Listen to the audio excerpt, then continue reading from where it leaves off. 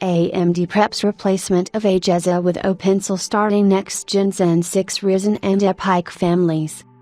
AMD reveals plans to implement openSIL open-source firmware into next-gen Zen 6 Ryzen and EPYC CPUs for better transparency, security, and development.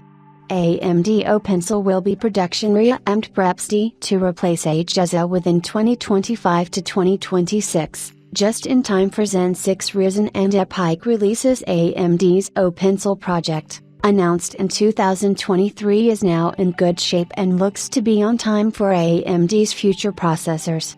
At the Open Source Firmware Conference in Germany, the company revealed its progress in the openSIL project, indicating that the firmware will be ready for production within 2025 to 2026.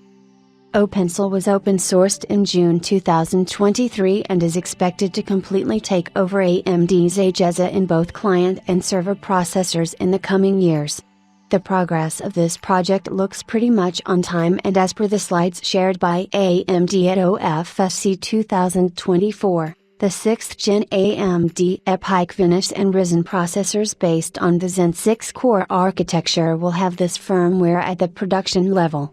Furthermore, AMD has plans for future programs as well, which will allow it to release openSIL code for newer platforms 1 quarter after the hardware is launched.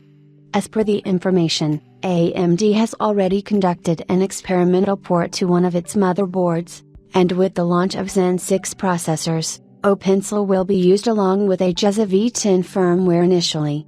The AGESA will be replaced eventually by openSIL completely shortly, but the Zen 6 will still rely on the pre-x86 platform security processor binaries.